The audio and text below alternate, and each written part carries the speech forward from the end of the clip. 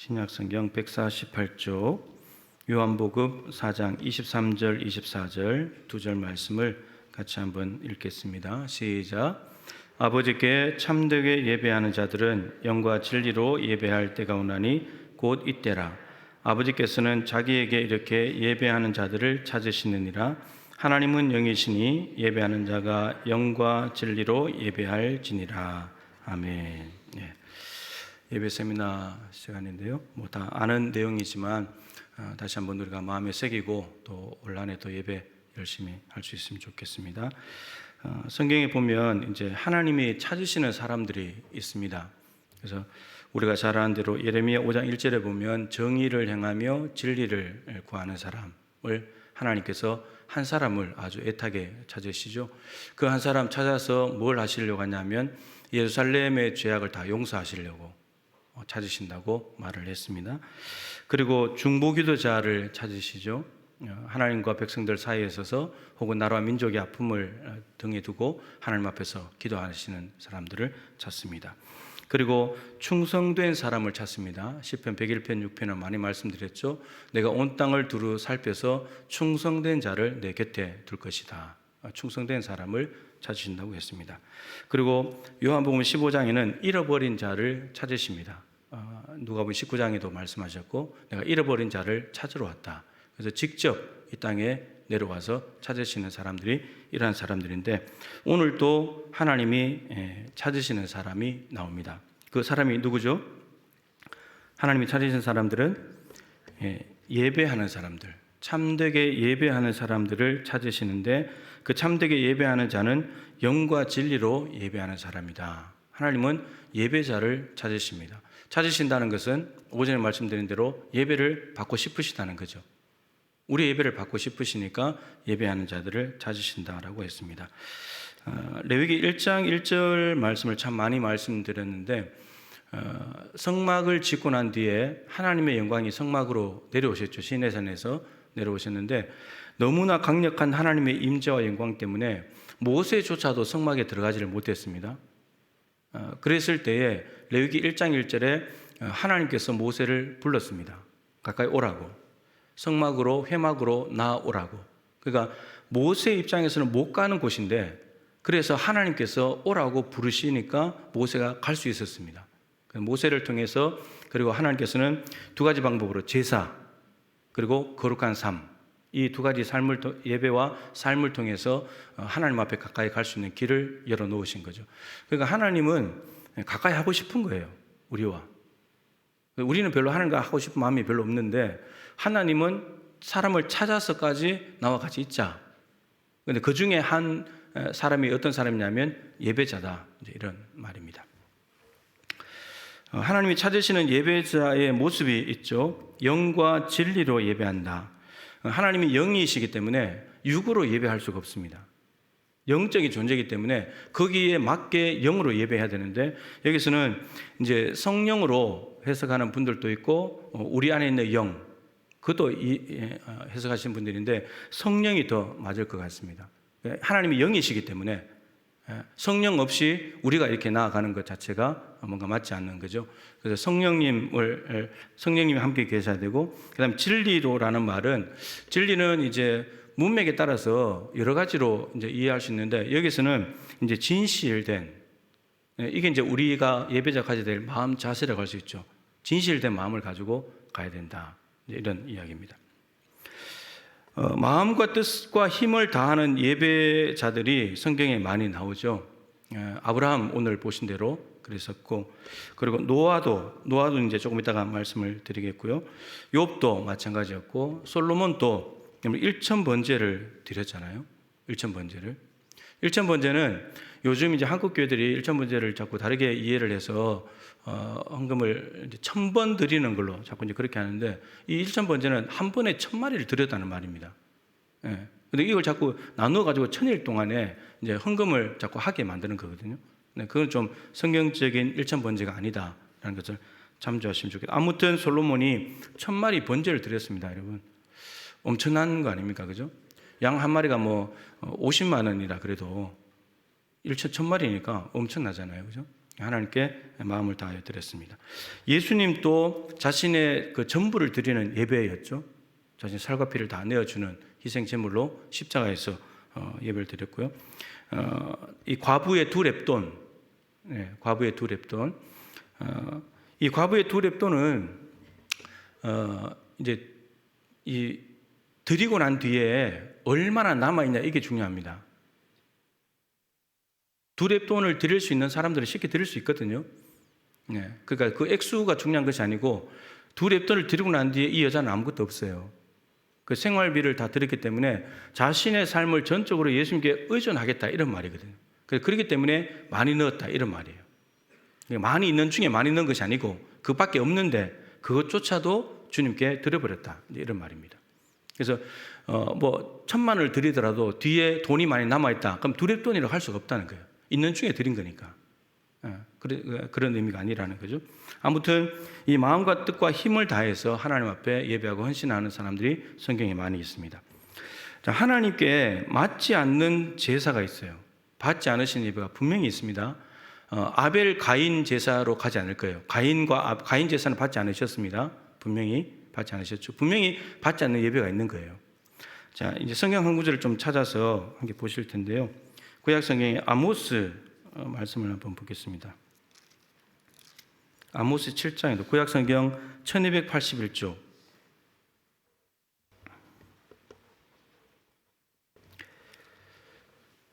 하나님이 받지 않으시는 예배, 하나님이 영이신데 거기에 맞지 않는 예배가 있다면 우리는 그 예배를 안 드려야 되고 피해야 되겠죠.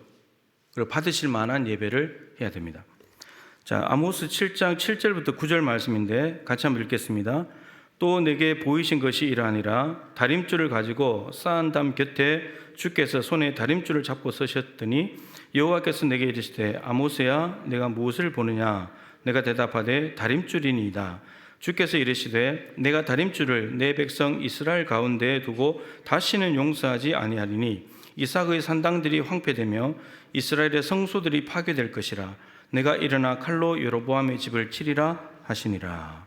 다림줄 아십니까? 건축할 때 줄을 달아서 이렇게 줄을 내리잖아요. 근데 이게 이제 벽돌이나 이런 것들이 제대로 정상적으로 딱 맞게 이렇게 쌓여지고 있는지 그걸 보는 줄이잖아요. 그 기준인 거예요. 기준. 근데 하나님께도 다림줄이 있어요. 오늘 말씀에 다림줄. 근데 그 다림줄을 가지고 뭘 하시냐면은 성전을 잘 짓고 있느냐 그걸 보시는 것이 아니고 이렇게 말씀하시죠. 내가 다림줄을 내 백성 이스라엘 가운데 둘 것이다. 그러니까 백성들에게 하나님이 다림줄 기준을 내려본다는 말이에요. 근데 이 내려가지고 괜찮으면 다행인데 안 괜찮으면 조정을 해야 되잖아요. 그죠? 그렇듯이 여기 보기에 다림줄을 내 백성 가운데 두고 그 다음 뭐라고 그랬죠? 8절 끝에 다시는 용서하지 않을 거다. 그러면 이게 뭔가 잘못됐다는 말이죠. 이스라엘 백성들이 지금 이때는 이 아모스 시대 주전 8세기이고요. 여로보암 2세가 북이스라엘을 통치할 때입니다. 경제적으로 가장 번성할 때였어요. 가장 부유할 때였습니다. 경제적으로 번성하고 부유하게 되면 사람들은 이렇게 착각을 하죠. 우리가 잘 살고 있다. 하나님도 잘 믿고 하나님을 사랑하고 잘 지내고 있다. 이렇게 생각을 하는 거죠. 그러니까 자기들의 다림줄이죠. 자기들 북이스라엘의 다림줄을 봤을 때 자기들은 괜찮은 거예요. 근데 하나님께서 다림줄을 내려버리니까 얘들 용서할 수 없어. 이렇게 됐다는 거예요. 그러면 이게 뭔가 문제가 있다는 말이잖아요. 아모스서는 우리가 잘 아시는 5장 24절을 알고 있죠. 오직 공의를 물같이 정의를 마르지 않는 강같이 흐르게 할지어다. 이 말씀을 하세요. 그러니까 하나님의 다림줄은 너희들에게 정의와 공의가 있냐 이 다림줄을 내리시는 거예요. 근데 이스라엘 백성들은 그 다림줄이 없어요. 다른 다림줄이에요. 자, 5장 거의 펴놓으셨으니까 21절로 가보세요. 21절부터 23절 말씀을 읽어보겠습니다. 내가 너희 절기들을 미워하여 멸시하며 너희 성회들을 기뻐하지 아니하나니 너희가 내게 번제나 소제를 드릴지라도 내가 받지 아니할 것이요 너희의 살찐 희생의 화목제도 내가 돌아보지 아니하리라. 내 노래 소리를 내 앞에서 그칠지어다 내 비파 소리도 내가 듣지 아니하리라. 이 말씀을 보면 절기를 미워하시고 멸시하시고 성회들을 기뻐하지 않는데요. 그러면 단순하게 보면 이들이 지금 절기를 지키고 있는 거죠. 하나님 앞에. 절기를 지키고 있고 성회로 모이고 있습니다. 그런데 그 절기와 성회에 모인 것을 하나님이 미워하고 멸시하고 기뻐하지 않으신다. 자기들은 하나님이 받으실 거라고 생각하면서 모였겠죠. 하나님께 잘 지킨다고 생각하면서 절기를 지키고 있는 거겠죠. 하나님을 위한답시고 성회에 모여 있는 것이겠죠. 그런데 하나님은 난 너희들 거 안 받을 거야. 이렇게 말씀하신다는 겁니다. 그리고 22절에 너희가 내게 번제나 소제를 드릴지라도 내가 받지 않는다. 번제, 소제, 하나님이 말씀하신 첫 번째, 두 번째 제사잖아요. 5개 제사 중에. 그것도 안 받으시겠대요. 하나님이 드리라고 한 건데.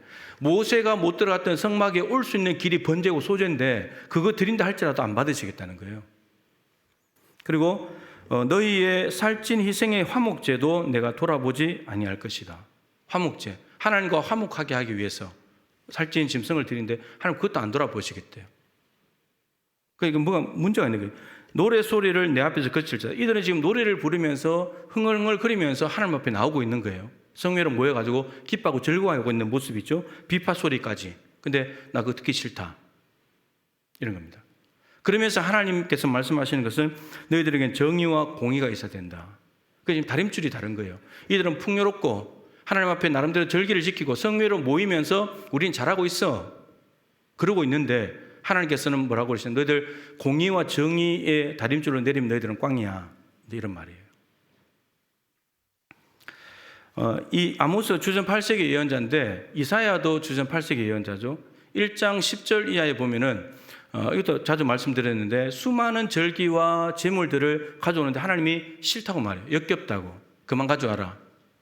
그런데 그들을 향해서 소돔의 백성들, 소돔의 관원들, 고모라의 백성들 이렇게 말해요. 이스라엘 백성들, 하나님의 백성들을 향해서 뭐라고 말씀하면 너희들은 소돔의 관원들이고 고모라의 백성들이다. 소돔과 고모라가 어떤 곳입니까? 유황불로 망한 곳이잖아요. 근데 너희들은 하나님의 백성인데 그 망해버린, 엄청난 죄로 망해버린 소돔과 고모라의 백성과 다를 바 없다. 이런 말입니다. 너희들은 세상 사람들과 똑같아. 이런 말. 이들이 지금 제사를 드리고 있는데요. 많은 예물을 가지고 하나님을 섬기고 있는데요. 근데 너희들 세상 백성들하고 다를 바 없어. 이렇게 말씀하신다는 겁니다. 그러니까 뭔가 문제가 있는 거예요, 지금. 이들의 제사와 예배와 절기와 성회로 모이는 것에 문제가 있는 거예요. 그래서 하나님께서 받지 않으시는 제사, 첫 번째가 뭐냐면은 영혼 없는 제사예요. 이들이 지금 영혼이 없어요. 그냥 몸만 재물 가지고 하나님 앞에 와 있는 거지 저들의 마음은 여기에 없어요. 주전 8세기에 이렇게 외쳤는데 주전 7세기에 예레미야 선지자가 활동을 합니다. 활동을 하면서 예레미야 7장 20절 성정설교로 아주 유명한 곳인데 예레미야가 저 성전 앞에 서가지고 예루살렘 성전 앞에 서서 말합니다. 예배하러 오는 유대인들에게 너희들 여기 여호와의 성전이라 여호와의 성전이라 여호와의 성전이라고 말하는데 그거 거짓말이야. 믿지 마. 이게 망할 거야. 아니 지금 예배하러 오고 있는데 하나님께 제사 드리러 오고 있는데 예레미야 선지자가 저 입구에서 선포한 말씀이 그런 말씀이라는 거예요. 그러니까 지금 뭘 말씀하려고 하냐면 예레미야가 너희들 몸만 여기에 와 있잖아. 영혼 없잖아 여기에. 근데 뭐 하나님께 제사 드린다고 와. 너희들의 마음은 바알에게 가 있고 아세라에게 가 있는데 영혼 없는 제사 하나님이 못 받아. 이렇게 말씀하시는 거예요. 여러분 혹시 우리가 영혼 없는 제사, 우리의 중심이 없는 제사 드리고 있지 않을까요? 하나님이 영이시기 때문에 사람들은 이곳에 와 있기 때문에 예배하는 사람이라고 생각해요. 우리가 믿음이 좋다고 말할 때는 우리의 종교 행위를 보고 판단하기 때문에 종교 행위를 봐서는 예배당에 앉아 있으니까 열심히 예배하는 사람으로 보이잖아요. 하나님을 잘 믿는 사람으로. 근데 예배당에 나온 사람들에게 하나님은 난 너희들 예배 받을 수 없어. 너희들 영혼 없어 여기에. 이렇게 말씀하시는 거라고요. 우리는 스스로 속을 수 있어요. 내가 예배당에 앉아있기 때문에 하나님을 기쁘시게 하고 나는 예배자다. 근데 그렇지 않을 수 있다는 거예요. 하나님이 받지 않으시는 예배를 지금 하고 있을 수도 있다는 말입니다. 여러분들의 영혼이 여기 없다면 돌아가서 뭐 밥에 먹을 생각하고 갯돈 생각하고 뭐 이런 거 생각하고 있으면은 영혼이 여기 없는 거예요. 다른 데 가 있는 거잖아요. 나 어디 가야 되는데 뭘 해야 되는데 이런 거 생각하고 있는 거예요. 여기는 몸만 앉아 있는 거예요. 그럼 하나님은 그 예배를 받을 수 없다는 거예요. 사람은 몰라요. 무슨 생각하고 있는지 옆에 사람이 모르잖아요. 옆에 사람 한번 보세요. 예배 잘 드리고 있는 것 같잖아요. 그죠? 앞으로 다 쳐다보면서 고개도 안 숙이고 잘 들고 있는 것 같은데, 근데 하나님은 영이시기 때문에 여러분들의 중심을 보신다는 말이에요. 레위기 1장 1절 말씀도 너희가 내게 가까이 오려거든, 그 가까이 가다라는 말이 카라브, 다가가다는 말인데, 이게 몸을 고쳐버린 명상이 코르반, 제물이 됩니다. 제물. 그리고 또 다른 명상이 케렙인데, 그는 심장, 중심, 가슴이라는 뜻이에요. 그 너희들이 나한테 오려면 가슴을 가지고 와야 돼. 짐승 가지고 오지만 마치 너희들이 죽는 것처럼 짐승 가지고 와야 돼. 중심을 가지고 와야 돼. 그 중심만 가져오면 안 된다는 말이에요. 여러분들의 중심은 지금 여기에 있습니까? 여기 없다면 영혼 없는 제사를 드리고 있는 거예요. 그럼 하나님이 받으실 수가 없다. 영이신 하나님께 맞지 않는 예배다, 이런 말이에요. 자, 두 번째는 하나님이 받지 않으시는 예배가 뭐냐면 자기의 의로 드리는 제사, 자기 힘으로 드리는 제사, 이 제사는 하나님이 받을 수가 없어요. 자, 누가복음 그 18장에 보면은 바리새인과 서기관의 기도가 나오잖아요. 세리의 기도. 바리새인이 성전에 올라가서 기도를 하면서 하나님, 나는 저 토색 불이 간음을 하는 세리들과 같지 않음을 감사합니다. 그러니까 저 나쁜 죄인과 같은 저들이 하는 짓을 저는 안 하고 있습니다. 내가 이렇게 깨끗하고 죄 없는 모습으로 주님 앞에 왔습니다. 이렇게 말하는 거예요. 그리고 나는 저들이 하지 않는 11조, 일주일에 2번씩 금식까지 하고 있습니다. 자기가 한 종교적인 행위를 가지고 하나님 앞에 지금 당당하게 나와서 기도를 하고 있다는 말이에요. 그러면 하나님께서 그래, 너 훌륭하구나, 네가 어렵다, 이렇게 말씀하셔야 되는데, 오히려 가슴을 치면서 주님, 저는 죄인입니다, 하늘을 쳐다볼 수도 없습니다, 그러면서 고개 숙이고 눈물 뚝뚝 흘리고 있는 세리를 보시면서 네가 더 의롭다, 이렇게 말씀하신다는 거예요. 그러니까 결국은 자기의 의가 들어간 제사든 예배든 기도든 하나님은 받지 않으신다라는 겁니다. 이게 참 중요해요. 우리가 하나님 앞에 나아갈 수 있는 길은 예수 그리스도의 의밖에 없습니다. 우리의 의로는 안 돼요.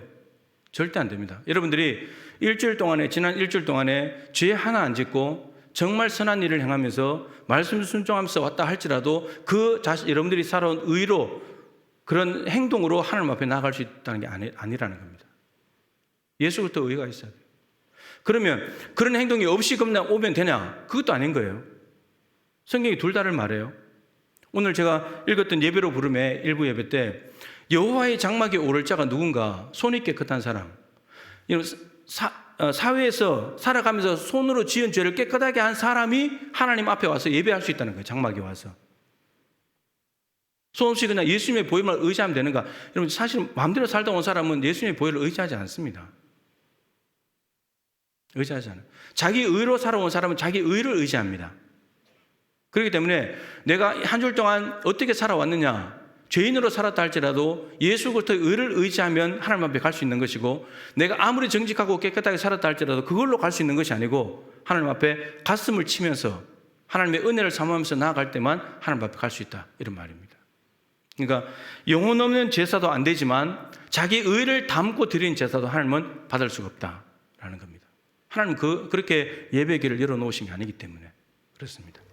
그래서 우리가 이 두 가지를 반드시 기억을 해야 되겠다 하는 겁니다. 그래서 오늘 아침에도 찬양을 했었죠. 우리가 하나님께 나아갈 때 뭘로 나아가야 될까? 자격 없는 우리의 힘이 아닌 오직 예수님의 보혈로, 오직 예수님의 보혈로 그렇게 가는 것입니다. 자, 오늘 말씀은 사마리아 여인과 대화를 나누는 장면 속인데, 사마리아 여인과 대화를 나누다가 예수 그리스도를 알아차렸죠. 처음에는 선생님 보니까 선지자입니다, 이렇게 말하다가 결국은 메시아인 것을 알아차리게 되면서 곧바로 나아가서 사마리아 마을에 살고 있는, 자기 동네에 살고 있는 사람들에게 예수님을 만났다고, 메시아를 만났다고 전하게 됩니다. 이게 이제 즉각적인 삶의 예배인 거죠. 그렇게 했을 때 이 사마리아 여자들이 그 여인의 말을 듣고 예수님께 쫓아왔습니다. 우물가로 쫓아왔고, 그들이 말하기를, 이제는 여인을 통해서 듣다가 이제는 예수님 당신 직접 당신에게서 우리가 메시아인 걸 보고 듣습니다, 이렇게 말을 합니다. 그러니까 이제 우리가 구원 얻은 사람의 삶이라는 것이 예배하는 것이 당연하고, 그리고 그 삶의 예배를 통해서 하나님께로 이끌고 하나님을 보여줄 수 있는 그런 삶이 참 중요하다라고 하는 거죠. 다음 주에 이제 필리핀 갔다 온 이야기를 조금씩 이제 풀어놓겠습니다만, 첫날 이제 갔는데 이제 가이드가 원래는 없어도 되잖아요. 김대철 목사님이 가이드 하면 되니까. 근데 가이드가 나왔어요. 여자분 한 분이 나왔는데, 근데 이분이 한의사예요. 한국에서 한의사를 해서 돈을 많이 벌었는데, 근데 목에 이제 좀 이상이 생겨서 혈관이 좀 막히고 그런 부분이 있어서 이제 일을 그만두고 아들 하나 데리고 필리핀에 와서 1년 동안 그냥 편하게 마음 편하게 여행 다니고 놀고 그러려고 왔다가 지금 8년인가 10년째 있어요.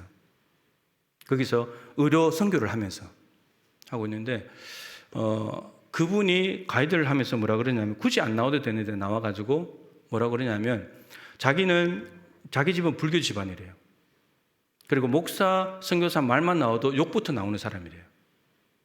그랬었는데, 근데 그분이 김 목사님 사역하시는 그곳에 먼저 와서 다른 목사님들 팀들과 의료 선교를 하고 있었고, 의료 사역을. 그런데 이 목사님이 온 거예요. 다른 목사님 가시고 난 뒤에 목회자가 와야 될 텐데 이러고 있는데 김 목사님이 간 거예요, 그 자리에. 근데 몇 년간 같이 사역하면서 이 사람이 기독교인이 됐어요. 왜 그렇게 됐냐면 김 목사님 부부가 하나님이 주시는 것들을 다 아이들로서 퍼주고 나누어주는 삶, 자기들을 가꾸는 삶 없이 나누어주는 걸 보면서 생각이 달라져 버린 거예요. 그리고 이 사람 예수를 믿어요. 이제 의료 선교도 같이 해요. 그리고 아들, 큰아들은 결혼해가지고 지구촌 교회 다니고 있어요. 우리 한국에 저기에. 이런 삶이에요. 그러니까 저는 참 그걸 보면서 너무 감사하기도 했고, 첫 시간부터 굳이 가이드로 안 나와도 되는데 가이드로 나와서 필리핀 소개도 하지만 자신의 삶의 변화를 간증을 하는 걸 들으면서 참 감사하기도 하고, 또 한편으로 부끄럽기도 하고, 내가 한국에서 예수 믿는 삶을 살면서 불교 신자가 예수를 믿게 되었는가, 그런 걸 생각하면 너무 이제 부끄러운 거죠. 근데 그 필리핀 땅에 가서 거기서 3년 동안 이제 사역했는데, 그 사역을 쳐다보면서 불교 신자가 완전히 그 부모님들까지 다 근데 기독교인으로 바뀌어졌다는 거예요. 그래서 오히려 너무너무 고마워하더라고요. 이런 분을 하나님이 보내주셔가지고 이 아이들을 지금 다 복음으로 키우고 있다고. 이런 거예요. 여러분. 오늘 사마리아 여자가 지금 그 역할을 하고 있습니다. 자, 이제 교회에 올해 이제 예배가 좀 달라진 부분도 있고, 또 공적인 예배 뭐 유지하는 것도 있는데, 그런 부분들을 좀 잠깐 언급을 하면 좋을 것 같은데요. 공적인 예배의 여러 가지 이제 특징들을 좀 우리가 알고 거기에 맞게 좀 예배를 하면 좋겠다 싶습니다. 예배는 생명이죠. 복의 근원이신 하나님을 만나는 원천과 같은 곳입니다. 그래서 하나님이 예배자들을 찾으시고 거기에 함께 있겠다 말씀하십니다. 그래서 다른 곳에서의 첫날보다도 내가 하나님의 성전 문지기로 하루 있는 게 좋다. 1000대1입니다. 그건 비교도 안 되는 일인 거죠.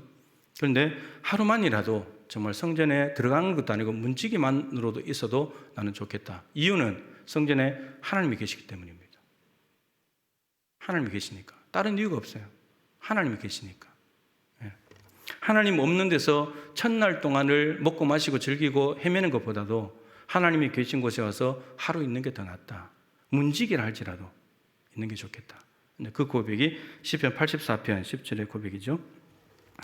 자, 예배라는 것은 어떤 봉사, 회의, 모임보다도 우선해야 할 일입니다. 절대로 순서에서 밀릴 수가 없어요. 예배가 가장 우선입니다. 한 가지만 할 수 있는 힘이 나에게 있다면, 그리고 시간이 있다면 예배하십시오. 예배하세요. 모임, 회의, 봉사는 뭐 하나 없어도 괜찮아요. 근데 예배는 하는 건 나와의 문제예요. 주일 예배는 신앙생활의 본질, 교회 5가지 사명 중에 가장 기본이자 생명과도 같은 시간입니다. 근데 전통 예배와 열린 예배로 이제 바꿨는데 오늘 처음으로 드렸습니다. 처음으로 드렸는데 뭐 일부 예배가 편하신 분들 일부 예배 하시고 2부 예배가 좋으신 분들은 2부 예배 하시면 됩니다. 뭐 성격은 이제 오늘 보신 대로 다 그렇게 되어 있으니까요. 하시면 될 것 같고, 연합 예배는 작년 예배 순서와 작년에 2020년도 예배와 동일하게 순서로 드리게 됩니다.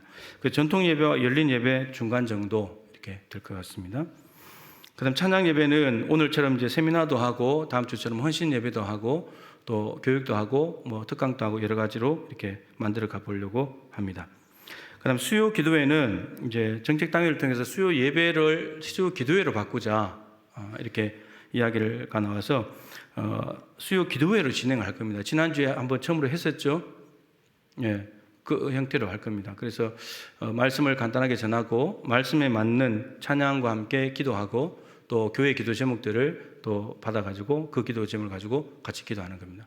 그래서 이제 중보기도 카드를 만들어서 중보기도 함을 만들고 그래서 여러분들의 기도 제목을 받으려고 합니다. 그게 넣어놓으면 이름을 뭐 밝혀도 되는 분들은 밝혀도 되지만 안 밝혀야 되시는 분들은 이름 밝히지 않고 기도 제목을 제시할 겁니다. 그래서 수요 예배 그런 시간에 함께 중보기도를 하는 거죠. 그렇게 기도하면 좋겠고요. 예, 그 다음에 11조 기도회 내일부터 이제 되는데 별도의 자료는 만들지 않고요. 큐티인으로 진행하던 대로 하겠습니다. 지금 마태복음 읽기 시작했는데 산상수훈을 지나고 있습니다. 내일부터 새벽을 3일 동안 잘 끼우시면 좋겠고요. 그리고 가족들, 목원들과 함께 오십시오. 함께 오시고요.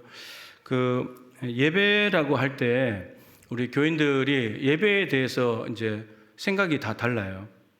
그러니까 주일 예배만 1부나 2부 예배만 주일 예배로 생각하시는 분들이 있습니다. 그것만 예배로 생각하는 거죠.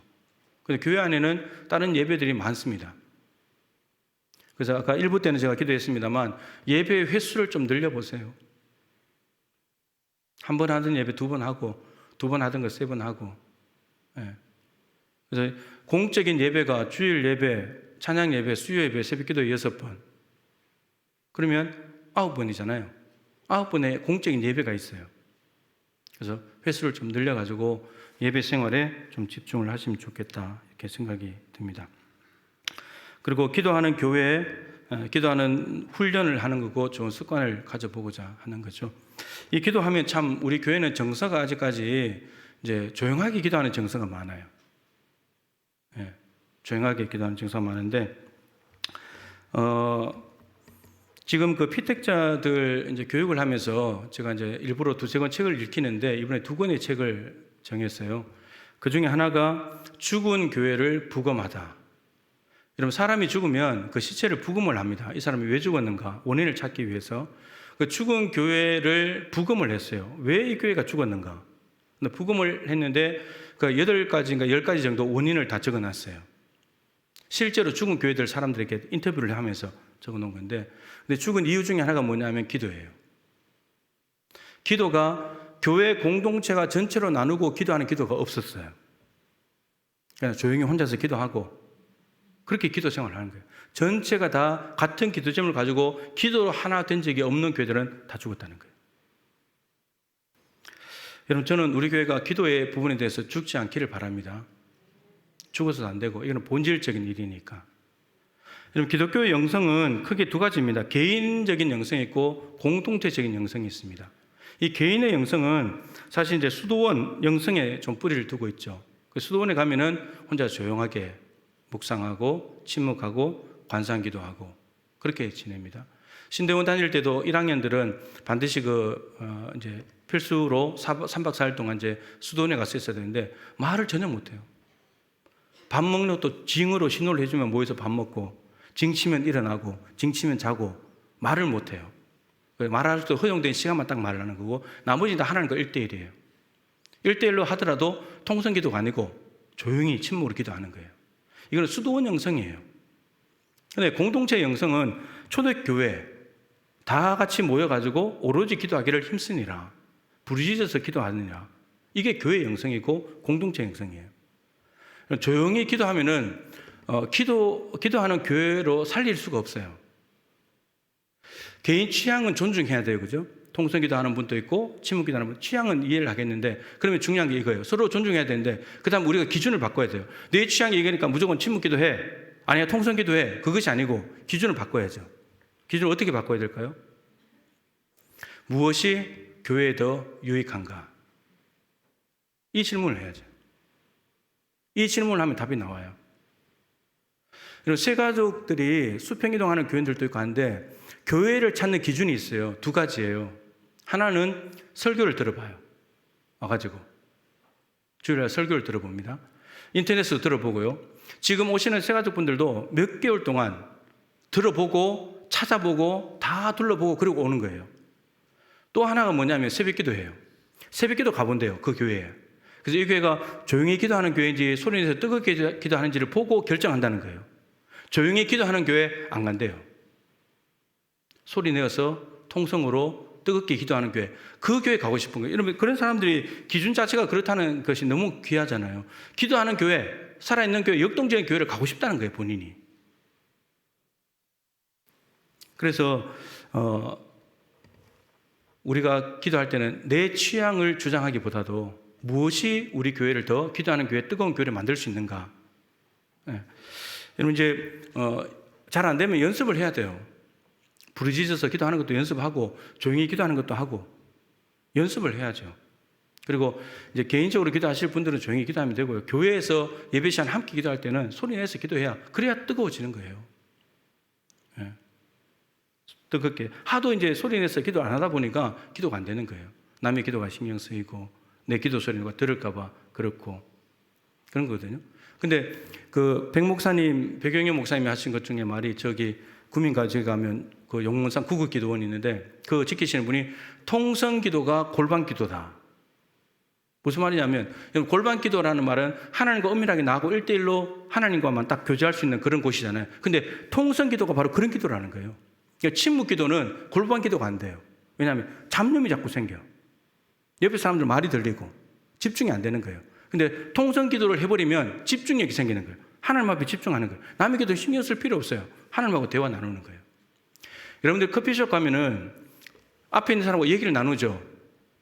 옆에서 얘기 나누는 사람, 얘기 듣는 사람 있습니까? 그거 들으면서 막 성질내고 막 그런 사람 있어요?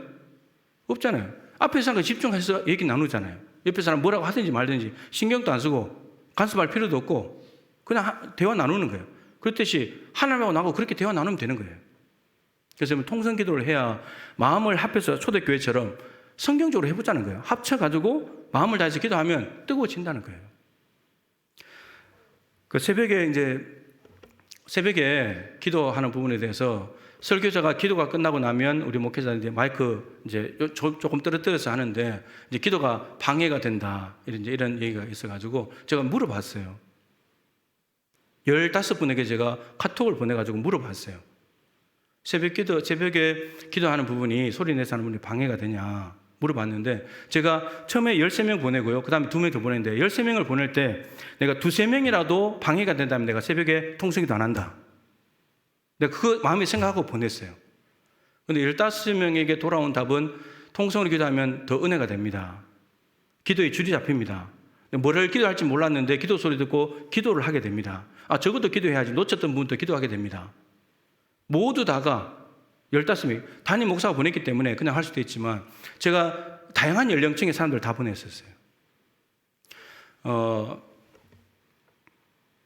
설교자가 여러분 설교를 하고 나면은 가슴이 뜨겁잖아요. 뜨거우면 마이크에 이렇게 대고 소리하면 소리가 크게 나올 수 있어요. 근데 개인이 힘들다고 조용하게 하는 게 좋다고 하면서 소리 내는 것을 뜨거워서 성령 충만해서 막 뜨겁게 기도하려고 하는데 그것을 중지시켜버리면 이 공동체 안에 흐르는 하나님의 영을 막는 거예요. 설교자가 정말 가슴이 뜨거워서 뜨겁게 하고 싶은데 그런 거예요. 그러면 그 뜨거움을 가지고 기도해야지 같이 뜨거움이 흘러가잖아요. 여러분들이 설교자가 여기서 힘도 없고 막 왔다 갔다 하고 막 이렇게 있으면 여러분들이 힘들잖아요. 근데 설교자가 막 성령 충만해가지고 설교 말씀 전하고 기도하면 같이 뜨거워지는 거 아니에요. 찬양팀들이 나와서 막 음도 틀리고 박자도 틀리고 막 왔다 갔다 하고 이러면은 은혜가 되겠어요? 근데 뜨겁게 같이 찬양하고 하면 뜨거워져가지고 찬양 은혜 받잖아요. 그런 거예요.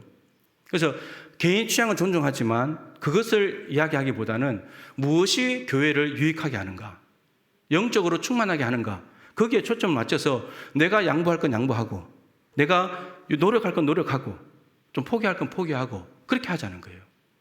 그래서 교회를 위한 선택을 여러분들이 하면 좋겠다.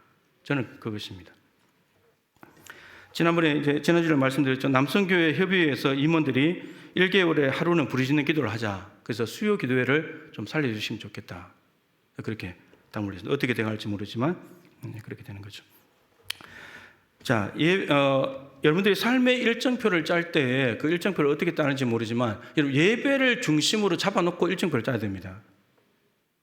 내일 전부 다 해놓고 나머지 그다음 예배 이렇게 짜면 안 돼요. 이건 순서가 바뀐 거죠. 노아 이야기를 많이 했습니다만 노아가 방주에서 나오고 난 뒤에 가장 먼저 한 일이 뭐죠? 정결한 짐승 가지고 하나님께 제사 드린 거예요. 지금 나와서 집을 지어야 되잖아요. 살 집이 없는데, 홍수 다 쓸어가 버렸기 때문에 먹을 것도 없는데 할 일이 얼마나 많겠어요. 그런데 노아가 가장 먼저 했던 일이, 어떤 일을 해야 될지 너무 많은 일로 혼잡스러울 때, 혼란스러울 때 가장 먼저 한 일이 뭐냐? 예배예요. 여러분, 예배를 삶의 중심에 놓고 삶의 일정을 짜면 삶이 질서가 잡힙니다. 이게 노아의 예배를 통해서 배울 수 있는 교훈이에요. 너무너무 중요해요. 지금 여러분들이 뭘 해야 될지, 너무 많은 일이 혼란스러울 때 뭘 해야 될지 모른다면 예배부터 하세요. 내 힘을 다해서 예배하는데 힘을 다 쓰세요. 그러고 난 뒤에 삶을 정돈하세요. 그래야지만 하나님께서 그 예배를 통해서 은혜 주시면서 삶을 균형 있게 만들어 가세요. 근데 우리는 내일 하기 바빠가지고 예배는 시간 남으면 하는 거고, 이렇게 되면은 곤란하다라는 겁니다. 노아를 통해서 좀 배울 수 있는 중요한 일이죠.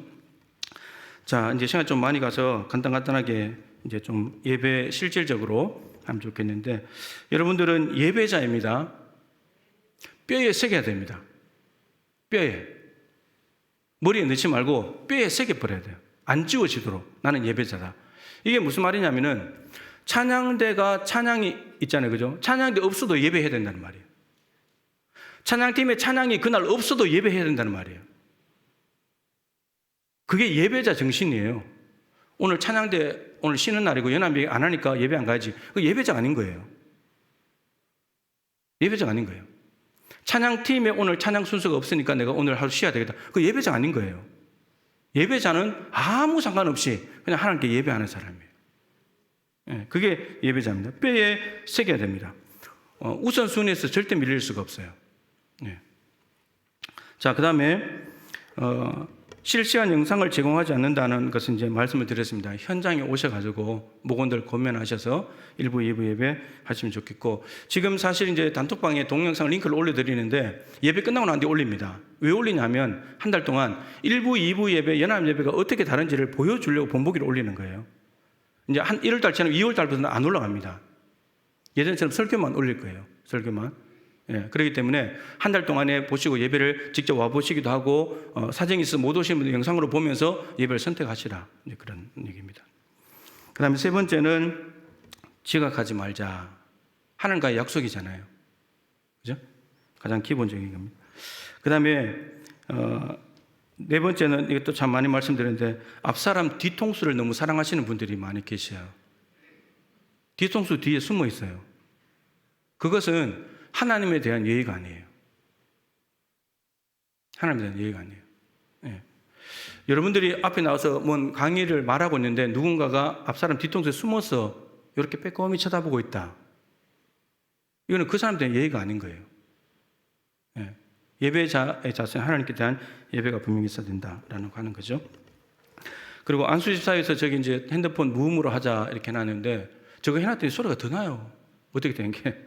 오늘도 일부 예배 시간에 여러 번 나고 그랬는데, 이것은 이제 다른 사람의 예배를 방해할 수 있잖아요. 그죠? 내 핸드폰이 울리면 남이 방해가 되니까 그 미리 단속을 좀 하는 게 좋겠다 싶고요. 그 다음에 이제, 봉헌에 대한 부분이 있는데, 이것은 뭐 봉헌에 대해서 설교를 제가 뭐 그렇게 많이 하는 편도 아닌데, 정말 많이 하시는 분을 몰라서 그런데, 여러분들 많이 하시는 편도 아니에요. 저는 이제 교육 차원에서 해야 된다. 예수님도 입만 열었다면 재물, 돈 설교했거든요. 저는 거의 안 하면 직무유기예요. 설교자가 해야 됩니다. 하긴 해야 되는데, 우리는 말씀대로 고정헌금이 많아요. 사랑의 헌금, 성경금, 고정헌금이 세치도 네치도 있다 보니까 뭘 더 하자고 말하기가 부담스러워요. 부담스럽습니다. 그러나 이거 하나만은 짚고 가면 좋겠는데, 여러분 하나님 앞에 헌금에 대해 정직하십니까? 정직하세요? 말라기 선지자가 그러죠. 하나님의 재물을 도둑질하지 말라고. 정직한 11조, 온전한 11조. 이건 정직해야죠. 얼마나 자주 내고 많이 내냐 이 문제가 아니에요. 적게 내냐 이 문제가 아니에요. 하나님 앞에서 정직하냐. 그것입니다. 그렇게 드릴 때 그게 영과 진리로 예배하는 거예요. 마음이 없는 거잖아요. 돈 떼놓고 딴 데 놔두고 드리는 거니까. 자, 찬양대 찬양팀들 있는데 여기는 이제 뭐 많이 말씀드린 찬양대는 이제 눈에 띄는 자리에 있어요. 그죠? 다른 옷을 입고. 그렇기 때문에 이제 10분 전에 딱 내려오셔가지고 자리에 앉아가지고 기도하면서 예배를 준비하는 것.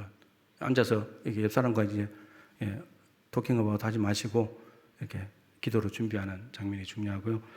이제 찬양대 중에 보면 이제 모자를 가끔 쓰시고 오시는 분들이 있어요. 예배 시간에 뭐 이제 예배 회중들이 모자를 쓰고 있는 것은 뭐 좀 그렇다 할지라도 찬양대는 구별된 시간을 가지고 있기 때문에 단정하게 하는 것도 추워가지고 또 목도리까지 막 하고 있는 분도 있어요. 목도리 잠깐 이렇게 해놔도 되니까 그래서 가운에 입고 통일되고 이렇게 단정한 모습으로 찬양을 하면 좋겠다 이렇게 말씀을 드리고요. 그 다음에 이제 그 일부 예배 때 이제 찬양대가 있는데 예전에 찬양대 할 때 제가 오늘 또 사실 여기 서 있었습니다. 찬양하는 걸 보면서. 근데 이걸 이제 이게 좋겠다고 하시는 분들이 많이 있는데 그 페이스북에 가끔 그 제 은사님이셨던 장신대 설교학 교수님이 예배학 교수인데 예배학 전공이신데 이게 예배에 대한 부분을 이렇게 올려놓는 부분이 있어요. 한국교회 예배가 이런 부분을 고쳐서 이렇게 하면 좋겠다. 근데 인도자가 찬양할 때 써 있는 것에 대해서 적어놨어요. 이게 잘못 보면은 이 찬양을 인도자가 앞에 서 있는 사람이 받는다는 느낌을 줄 수 있어요. 그렇기 때문에 안 쓰면 좋겠다. 가능하면 자리에 있다가 끝나고 나오면 좋겠다. 그런 내용이 있더라고요. 그래서 제가 그게 공감이 돼요. 뭐 그럴 리가 없겠지만 그래도 보기에는 그럴 수 있기 때문에 혹시나 제가 다음 주에 찬양대 찬양할 때 성경 봉독하고 난 뒤에 제가 자리로 갔다가 다시 나오더라도 왜 목사님 왔다 갔다 해 이러지 마시고 그런 의미가 있다는 것을 좀 양해를 해주시면 좋겠다. 그래서 하나님께 어쨌든 최고의 예배가 될 수 있도록 조금이라도 바꿔보자는 거예요. 조금이라도 그런 마음이니까 좀 양해를 해주시면 좋겠고요. 그 다음에 이제 예배 안내위원들은 이제 교회 얼굴이잖아요. 새가족 뒤에 영접하시면 또 마찬가지고 교회 얼굴이니까 우리가 쳐다볼 때 얼굴부터 보잖아요. 그죠? 얼굴이 밝으냐 화나냐 반갑게 맞이하냐 그런 거 보기 때문에 안내위원들은 반갑게 이렇게 맞이해 주시는 것이 좀 좋겠다 생각이 들고 그리고 기도자들은 기도문을 반드시 좀 종이에 적어서 제가 파일을 만들어 드렸잖아요. 오래된 거 거기다 딱 넣어서 이렇게 딱 펼치면 바로 딱 되도록 해주면 참 좋겠다 생각이 됩니다. 기도 시간을 3분을 좀 안 넘기면 좋겠습니다. 이거는 기도문을 작성해가지고 그 핸드폰이나 시계로 해보면 돼요. 기도문 읽어보면 되잖아요. 이 속도로 해서 몇 분 걸리는지. 여러분 이 정도 정성은 있어야 돼요. 제가 예전에 그 정성을 말씀드릴 때 목포 사랑의 교회 백동준 목사님 이야기를 했었습니다. 백동준 목사님이 그 노예 합동체인데 노예 서기를 할 때 지금은 이제 시찰별로 출석번에 나서 출석 체크를 다 하는데 그 당시 예전에는 우리 노예도 그랬을 텐데 호명을 다 했어요. 서기가 일일이 다 불렀어요. 근데 노예 총대가 수백 명인데 그 백동준 목사님이 그 이름 하나 안 틀리려고 그 노예원들의 이름을 500번 읽고 갔다는 거예요. 500번 읽고. 그렇게 하는 사람이 어디 있어요? 제정신 아닌 거죠, 사실은. 그 이름 틀리면, 이름 틀리게 부르면 그 사람이 기분 나쁠 수 있잖아요. 마음이 상할 수 있잖아요. 그래서 이름 안 틀리려고 계속해서 읽는 거예요. 500번 읽고 가는 거예요. 저는 그 얘기 들으면서 깜짝 놀랐어요. 와, 어떻게 저렇게까지 할까? 여러분, 회의예요. 예배도 아니고. 회의하는데, 그거 안 이름 안 틀리려고, 그 사람 존중해 주려고, 그걸 500번 읽고 간다는 거예요. 제가 이제 극동방송 다 그만뒀습니다만, 거기도 뭔가 2분짜리, 3분짜리 짧은 영상, 음성을 녹음해서 좀 보내달라는 거예요. 기도문이나 이런 것들을.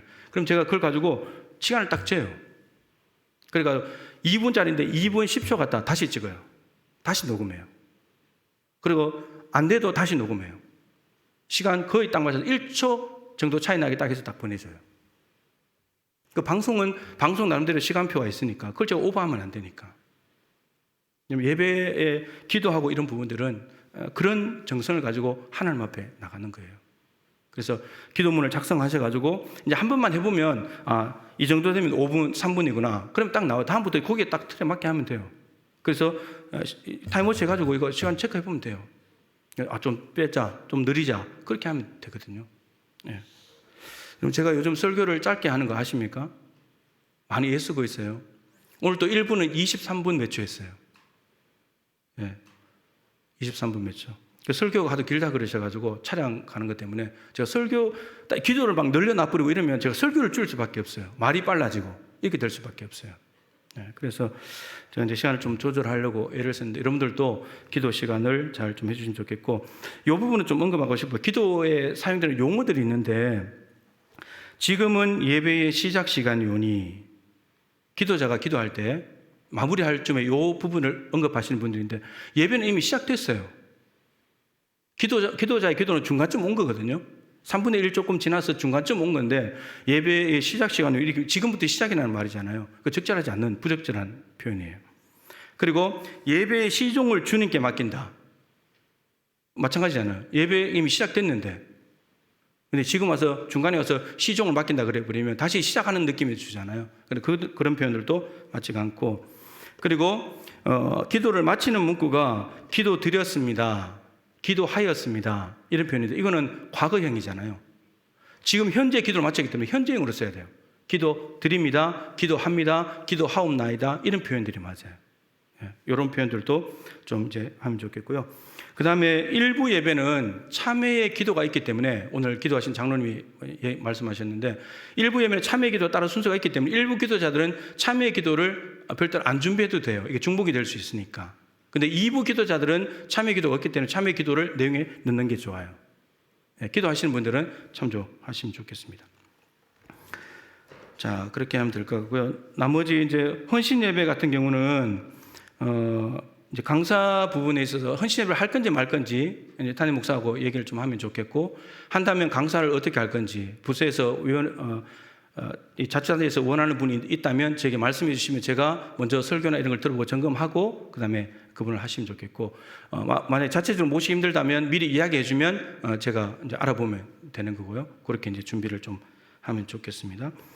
그렇게 하면 좋겠고, 요즘 이제 결혼식인데 이런 뭐 기도 제목이고 소원이겠지만 가능한 믿는 사람들하고 할 수 있도록 자녀들 좀 많이 이야기해 주시면 좋겠고, 믿지 않는 사람과 결혼을 한다면 교회 출석하고 세례를 받고 난 뒤까지 좀 기다렸다가 하는 게 좋습니다.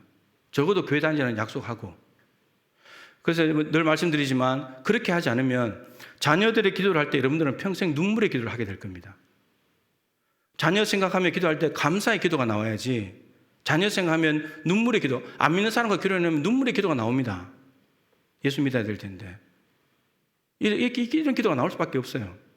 그렇기 때문에 시작부터 잘해놓는 것이 중요하다, 이렇게 말씀드리고, 요즘은 뭐 이제 그 주례자도 없이 막 이렇게 하잖아요. 뭐 요즘 뭐 젊은 사람들이 문화이긴 한데, 그런데 저는 이렇게 생각해요. 신랑과 신부가 드리는 첫 번째 예배예요. 첫 예배예요, 첫 예배. 하나님께 첫 예배를 예식으로 해서 잘하면 좋겠다.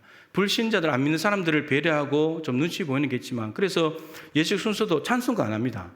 가보셔서 알겠지만 누구나 다 아는 당신은 사랑받기 위해 태어난 사람, 다 아는 그 곡하고, 그리고 말씀도 간단하게 읽고, 요즘 시간도 사진 다 찍는 것까지 30분, 40분 만에 끝내래요. 그래서 설교도 정말 간단하게 핵심만 딱 하고 3가지 딱 하고 끝내버리거든요. 그러니까, 그리고 사회자가 없는 것이 좋아요. 제가 입장에서는 그냥 전체적인 분위기를 주도할 수 있기 때문에 그렇습니다. 참조하시고 꼭 이렇게 해야 된다는 아니니까 그렇게 하면 좋겠고, 그래서 결혼하기 전에 오면 제가 이제 최근부터 책을 드리기 시작했어요. 부부가 책 좀 읽으라고. 왜냐하면 결혼 연습을 안 하거든요. 연습할 수 있는 것도 아니지만 남편이 되고 아내가 되는 것이 뭔지를 모르고 결혼하는 거예요. 그러니까 수능 치는 아이들한테 말하는데, 수능 치는 날을 위해서 19년 동안 공부를 하는데 그날 하루를 위해서 공부를 해요. 근데 대학 생활을 준비를 안 하고, 결혼식은 뭐 억대까지 들어가면서 돈을 준비해서 그 하루를 위해서 결혼식 준비하는데 결혼 생활을 준비를 안 해요. 그게 다 무너지는 거예요. 그렇기 때문에 이제 저 수도권에 가면 부부 예배 학교나 이런 것들에 있어서 좀 교육의 혜택을 받을 수 있는데, 여기서는 또 매주마다 왔다 갔다 힘드니까 그래서 제가 책을 드려요. 남자와 여자로서 상대방을 알 수 있는, 적어도 이 정도는 알고 가자. 그래야지 이해가 되니까. 갑자기 이상한 말을 하고 행동을 하면 이해가 되니까. 그래서 그런 것들을 좀 하고 있습니다. 그렇게 하고, 그 다음에 장례 같은 경우는 결혼식에 있는 장례든 목자들에게 우선적으로 알려야 됩니다. 목자들에게. 목자들에게 우리 집에 장례가 났다든지 결혼을 한다든지 이야기를 하면 목자는 이제 마을장 장로님하고 교육자에게 연락을 합니다. 그럼 이제 교회가 준비해야 될 것들을 문자를 보내고 준비를 하겠죠. 네, 그렇게 이제 협력을 해주면 되고, 그러니까 목원들은 무슨 일이 생기면 목자를 찾아야 돼요. 어떻게 해야 될지 목자들에게 묻는 거예요. 목자들이 모르면 담당 목사님께 연락하세요. 그렇게 해서 일을 차근차근 풀어가면 되니까요. 그리고 이제 참 이거는 장례식 같은 경우는 좀 품앗이 개념을 좀 뛰어넘으면 좋겠다는 것이 바람이에요. 무슨 말이냐면은 장례식을 쭉 이제 10년 동안 가다 보니까 어떤 집은 막 엄청나게 많이 와요. 근데 어떤 집은 너무나 미안할 만큼 적게 와요.